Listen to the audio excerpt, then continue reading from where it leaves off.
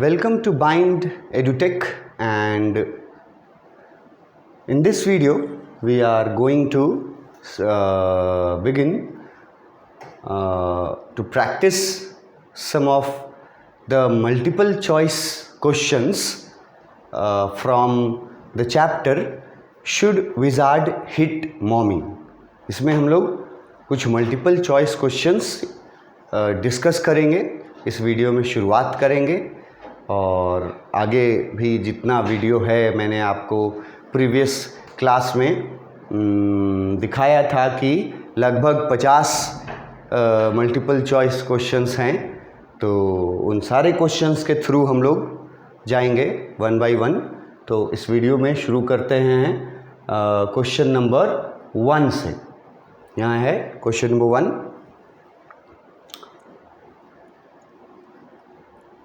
पढ़ने अटेम्प्ट शुरू करने से पहले मैं एक बार फिर से रिपीट कर देना चाहता हूँ कि जो स्टूडेंट्स चैप्टर को शुड विजार्ड हिट मॉमी नाम का चैप्टर को पढ़े हैं, वो किस लेवल तक पढ़े हैं वो डिसाइड हो जाता है ये अटेम्प्ट करते वक्त, और वो मैं नहीं डिसाइड कर पाऊँगा, वो आप खुद अपने खुद के बारे में डिसाइड कर पाओगे कि क्वेश्चन पढ़ोगे और ऑप्शंस रहेगा और तुम कितना क्विकली तुम्हारे मन में उसका सही ऑप्शन आता है कि नहीं आता है, कि लेट लगता है, कि क्वेश्चन ही समझ में नहीं आता है। ये तुमको यहीं सेल्फ इवैल्यूएशन करने का मौका मिलता है हर स्टूडेंट को। तो इसको एक उस नज़रिए से लेना कि ये तुम्हारा सेल्फ इवैल्यूएशन है। हम नहीं जज कर रहे हैं कि तुम कितना जानते हो, तुमको खुद जज करना है अपने आप को। तो अपना ऑनेस्टी रखना, तो अपना जजमेंट जो है वो आप खुद कर पाओगे कि हाँ हम कितना जानते हैं, किन किन क्वेश्चंस के बारे में जानते थे, किन किन क्वेश्चंस के बारे में नहीं जानते थे, कहाँ हम फंसे, कहाँ कन्फ्यूज़न हुआ। ठीक है, ये सब तुमको सेल्फ अपने से करना है। मैं सिर्फ एक मीडियम की तरह हूँ गाइड करने के लिए। ठीक है, मतलब मैं रास्ता दिखलाता हूँ। अब उस रास्ते पे आप चलते हैं कि बीच में अपना रास्ता बदल लेते हैं, इससे मुझे कोई फ़र्क नहीं पड़ता है। मेरा ड्यूटी है आपको सही रास्ते के बारे में बताना। बाकी तो स्टूडेंट्स पे डिपेंड करता है कि वो किस कैटेगरी में अपने आप को रखना चाहते हैं। तो कुछ क्वेश्चंस हैं, शुरू करते हैं। कहानी पूरा अपने माइंड में रिकॉल कर लेना चाहिए तुमको, माइंड में पूरी कहानी शुरुआत से लेकर के लास्ट लाइन तक। आपको टेक्स्ट बुक में कौन सा लाइन से ये स्टोरी शुरू हुआ था और किस लाइन से ये ख़त्म हुआ था, यहाँ तक आपको मालूम होना चाहिए। वो वर्ड्स कैसे शुरू हुआ था ये स्टोरी, इन वर्ड्स के साथ, और इन वर्ड्स के साथ ख़त्म हुआ था, तब आपको सही नतीजा मिलेगा मेहनत का। तो पहला क्वेश्चन है, क्लियर से रिलेटेड है। पहला क्वेश्चन देख रहे हो, क्लियर से रिलेटेड है। तो पहली बात ये कि एग्ज़ामिनेशन में क्वेश्चन जो देगा अगर मल्टीपल चॉइस, तो ये तो नहीं ना बताता है कि किस चैप्टर से है, ये बता के तो नहीं देगा। अभी तुमको पता है कि शुड विजार्ड हिट मॉमी पढ़े हैं तो उसी से है, अभी तुमको पता है। लेकिन एक्चुअल जब आप एग्जामिनेशन में बैठोगे तो क्वेश्चन पेपर जो आपको मिलेगा, मल्टीपल चॉइस क्वेश्चन अगर रहेगा, यही क्वेश्चन मान लो रहेगा या कोई भी क्वेश्चन, तो क्वेश्चन पढ़ने के बाद सबसे पहला काम तुमको क्या करना पड़ता है, ये डिसाइड करना पड़ता है कि ये किस चैप्टर से रिलेटेड है क्वेश्चन। तो क्लेयर एक कैरेक्टर है शुड विजार्ड हिट मॉमी में, जो की मम्मी, जैक की वाइफ। तो जो अगर कोई स्टूडेंट जानेगा ही नहीं कि क्लेयर कौन है, किस चैप्टर में है, किस कहानी में है, तो फिर वो क्या आंसर देगा? वो तो आंसर नहीं दे पाएगा या कंफ्यूजन में पड़ जाएगा। और जिसको पढ़ा हुआ रहेगा उसको क्लियर वर्ड, एक वर्ड पढ़ के सिर्फ क्लियर और स्टोरी का नाम उसके माइंड में आ जाएगा कि ये शुड विजार्ड हिट मॉमी वाली क्लियर है, ठीक है, उससे रिलेटेड क्वेश्चन है। Clear complains of in dash, यहाँ फिर इन द ब्लैंक्स है, जैक्स कमिंग डाउन। अब देखो कि क्वेश्चन को भी समझने के लिए कितना ज़रूरी है डिटेल में एकदम पूरा कहानी आपके माइंड में रिवाइव करना चाहिए, रिकॉल करना चाहिए। तो यहाँ लिखा है जैक कमिंग्स डाउन। तो ये जैक कहाँ से नीचे आ रहा है?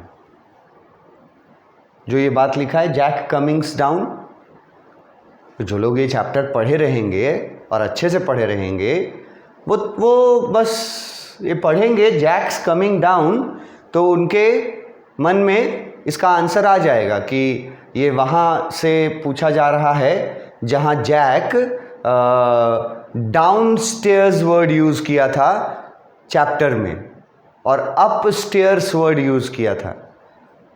फर्स्ट फ्लोर पे था, वो बेटी को सुला रहा था एज अ कस्टम, जैसे था ट्रेडिशन, और वो फर्स्ट फ्लोर से डाउन स्टेयर्स आता है, वहाँ की बात की जा रही है, जैक्स कमिंग डाउन।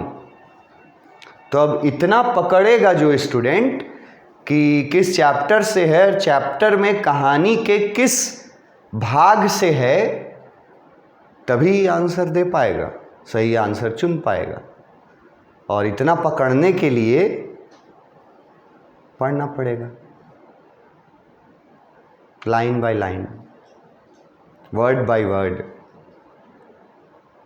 तो पढ़ोगे तो बहुत आसान लगेगा, ठीक है, नहीं पढ़ोगे तो दुनिया का सबसे मुश्किल काम लगेगा। तो ये क्वेश्चन बन गया। इसमें एक वर्ड आया, देखो यहाँ, शिकायत, कंप्लेन। क्वेश्चन बना कि जैक जब सीढ़ियों से नीचे आया, डाउनस्टेयर्स आया, अब डाउनस्टेयर्स में क्या हो रहा था ये तो वही जानेगा जो स्टोरी पढ़ा होगा। जब जैक आया नीचे सीढ़ी से तो उसकी वाइफ क्लेयर ने उससे एक शिकायत की थी। जब जैक आया, बेटी को सुला रहा था ऊपर कहानी सुना करके, तो उसके आने के बाद नीचे क्लेयर थी। अब क्लेयर वहाँ क्या कर रही थी, क्यों वहाँ थी, ये सब क्वेश्चन का आंसर वही स्टूडेंट्स का मन में आएगा जो लोग चैप्टर पढ़े हैं अच्छे से। तो क्लेयर ने एक शिकायत किया था जैक से, और क्वेश्चन में आपको पूछा है कि किस चीज़ का शिकायत किया था क्लेयर ने। क्या कंप्लेन किया था क्लेयर ने? अब बताओ कितना डेप्थ से आपको चैप्टर के उस पार्ट के बारे में सोचना होगा कि जब नीचे आया था तो क्या क्या बातचीत हुआ था क्लेयर और जैक में, और कहाँ वहाँ कोई शिकायत जैसा कोई बात था क्या? इतना आपको रिवाइव करना पड़ेगा, रिकॉल करना पड़ेगा। और यही चीज़ जल्दी रिकॉल हो जाएगा उन स्टूडेंट्स का, those who will study seriously, go through the words, go through the video lectures attentively.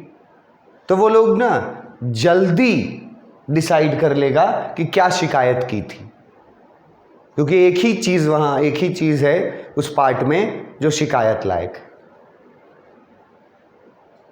और ऑप्शंस पढ़ो, क्या शिकायत की थी क्लियर? हेजिटेशन का शिकायत की, मतलब क्लियर जो थी वो जैक से शिकायत है उसका कि जैक बहुत हिचकिचा रहा है। हेजिटेट करने का मतलब हिचकिचाना होता है, ठीक है। दूसरा ऑप्शन है प्रॉम्प्टनेस। अब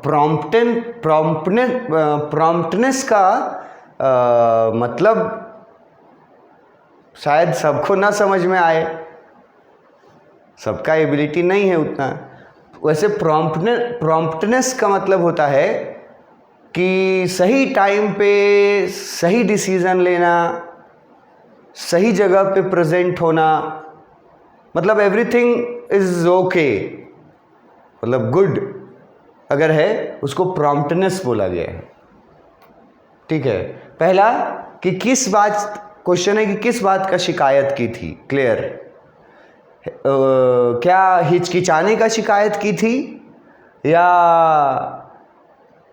वो उसका प्रॉम्प्टनेस के बारे में शिकायत की थी, या इंथुजियाज्म वर्ड है तो इंथुजियाज्म मतलब क्या होता है? उत्साह। तो उत्साह से रिलेटेड कोई शिकायत की थी, या लास्ट में एक वर्ड है ऑप्शन डिले। और डिले का मतलब अगर कुछ लोग जानते होंगे, आसान वर्ड है वैसे डिले। जो लोग नहीं जानते हैं उनको मैं बता दूं कि डिले का मतलब होता है देर करना, लेट करना, जिसको हम लोग बोलते हैं कि स्कूल जो है, स्कूल बेल 9 बजे बज रहा है और आप डिले हैं, आप लेट हैं, आप स्कूल पहुंचे हैं 9:10 पे। स्कूल कब से बेल बजा है स्कूल का? 9 बजे। तो आप 10 मिनट क्या हैं? पीछे हैं। तो वही जो पीछे होना होता है, देर होना होता है, उसको डिले बोलते हैं। वैसे इजी वर्ड है, बहुत लोग जानता होगा इसको। तो अब चुनो कि क्या होगा इसका आंसर। जैक जब जो को सोने बोल करके नीचे आया डाउनस्टेयर्स, तो उसकी वाइफ उससे किस बात की शिकायत की?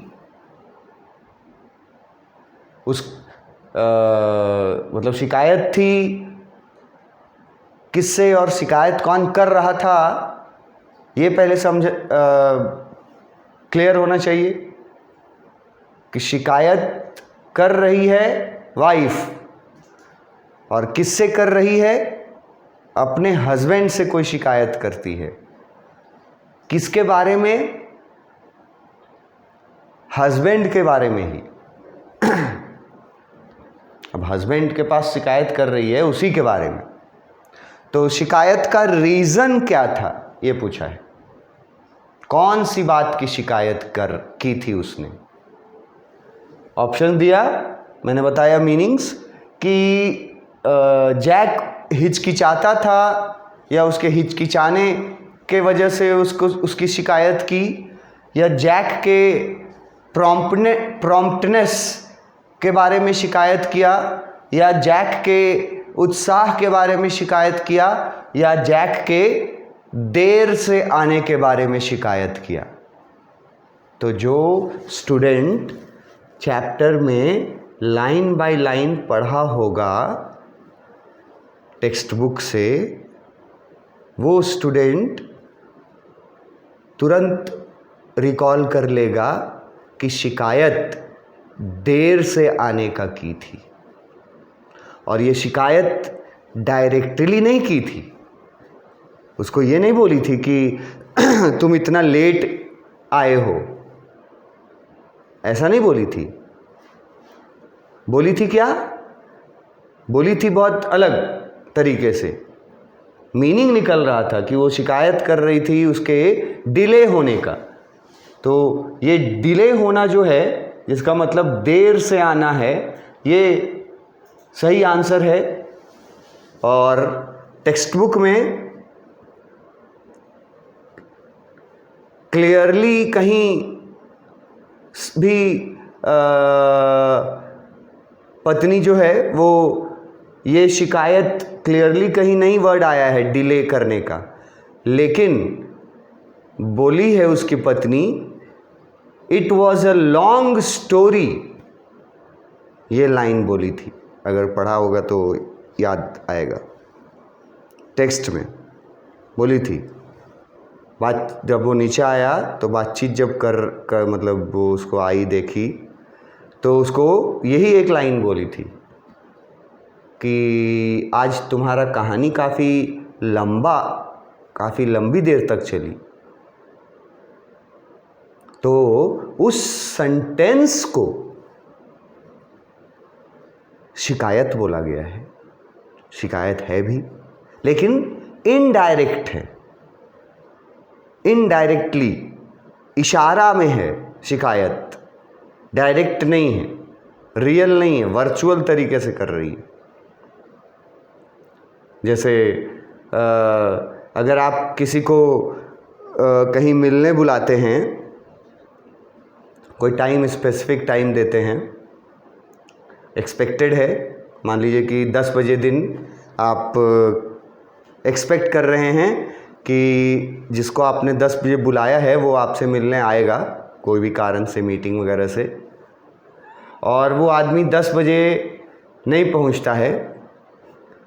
आप वेट करते रहते हैं, 10:15 हो जाता है, नहीं आता है। आप वेट कर रहे हैं, 10:30 हो गया, 11:15 हो गया, 11 बज गया, 11:30 बज गया। आप वेट कर रहे हैं कितने देर से? 1.5 घंटे से। तो जब वो आदमी आएगा 11:30 बजे, तो शिकायत करने का ये जो 1.5 घंटा जो आपने इंतज़ार किया, वो जाहिर करने का 2 तरीका हो सकता है। एक, डायरेक्टली बोल देना, उसको मुंह पर बोल देना कि तुम लेट से क्यों आ रहे हो इतना, 1.5 घंटा से हम यहाँ बैठे हुए हैं, 10 बजे बोले थे, 11:30 बजे आ रहे हो। ये एक तरीका हुआ डायरेक्ट। और इनडायरेक्ट तरीका क्या है? जो व्यंग में किया जाए, अगर जैसे 11:30 बजे वो आए और तुम उसको देखते ही उसका वेलकम करो और बोलोगे कि वाह यार, तुम तो एकदम टाइम के पक्के हो। तो ये क्या, इसका क्या मतलब हुआ? क्या वो सचमुच में टाइम का पक्का है? नहीं, वो भी समझ जाएगा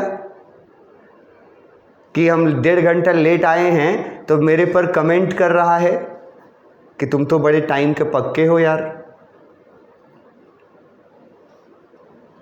तो शिकायत करने का तरीका अलग अलग, एक डायरेक्ट डांट देना या बोल देना, और एक इनडायरेक्टली हिंट करना कि तुम लेट आए हो। तो शिकायत जो की थी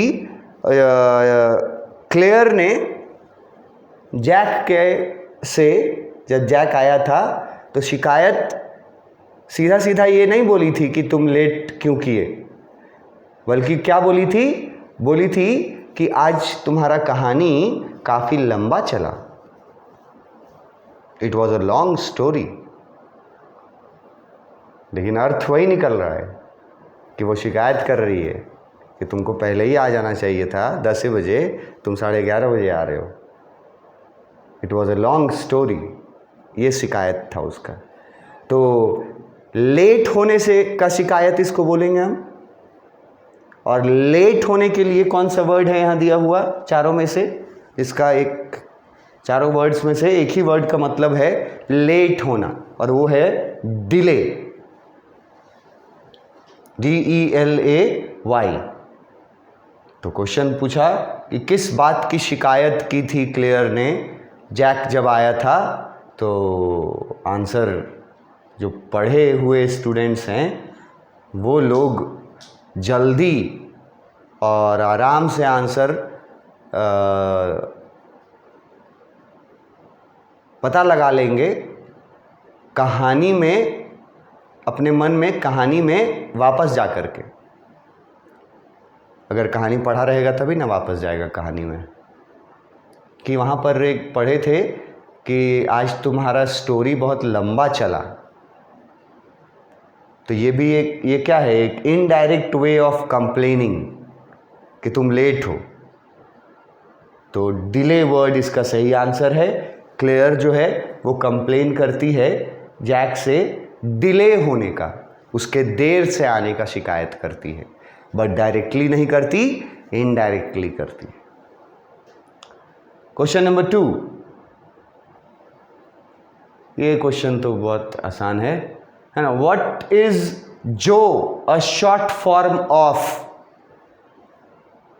ये जो ये वर्ड यूज किया ना, जो, JO, तो पूछ रहा है आपको कि ये जो तो शॉर्ट फॉर्म है, इसका फुल फॉर्म क्या है? तो अब जो कहानी पढ़ा होगा वो सबसे पहले तो ये समझ जाएगा कि जो का नाम पढ़ के समझ जाएगा कि ये कहानी, ये शुड विजार्ड हिट मॉमी वाली जो के बारे में है। और फिर क्वेश्चन में उसका पूछा गया है कि इनमें से, इन नाम में से किनको जो बोला जाता था कहानी में? तो ये सबसे आसान क्वेश्चन है पढ़ा हुआ अगर है तो ऑप्शंस देखो।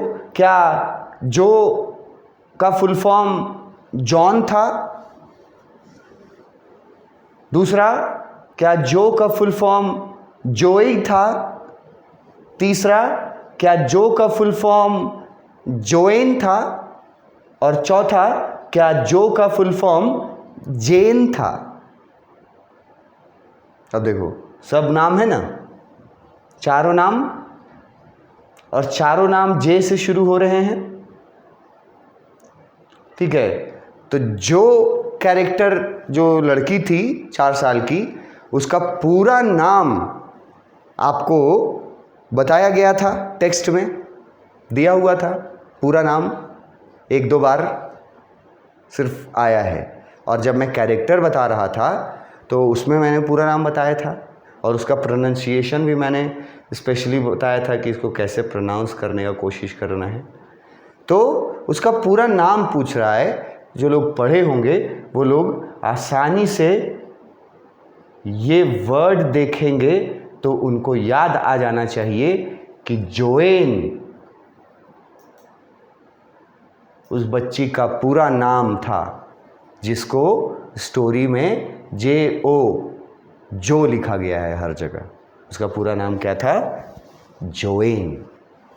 तो वही लोग चुन पाएगा जो पढ़ा है। ये सारी बातें मैंने बताई हैं बकायदा, एक एक बात रिपीट कर करके अपने प्रीवियस लेक्चर्स में जब मैं एक्सप्लेन करता हूँ टेक्स्ट बुक को, तो उसमें ये सारी बातें जहाँ आती हैं ना, वहाँ मैं स्पेशल आपको अटेंशन दिलवाता हूँ कि यहाँ से क्वेश्चन पूछेगा। तो उसमें एक ये जगह भी था जब मैं इसके बारे में बता रहा था, तो मैंने आपको बोला था कि जो पूरा स्टोरी में जो वर्ड ही यूज़ होगा, पूरा नाम यूज़ नहीं किया जाएगा उस बच्ची का। तो क्वेश्चन में पूरा नाम आपको पूछ सकता है, तो वो आपको याद रखना होगा और स्पेलिंग थोड़ा देखना होगा। तो अगर जो लोग वहाँ याद रखे होंगे, देखे होंगे, पढ़े होंगे, तो ये पकड़ लेंगे कि ये स्पेलिंग था JOANNE और इसका प्रोनाउंसिएशन था जोइन, और ये उसकी 4 साल की बेटी का नाम था और उसको प्यार से शॉर्ट फॉर्म में क्या बुलाया जाता था, जो। तो ये क्वेश्चन नंबर 2 था। अब इसके आगे हम लोग अपने नेक्स्ट वीडियो में और क्वेश्चंस डिस्कस करेंगे। Thank you.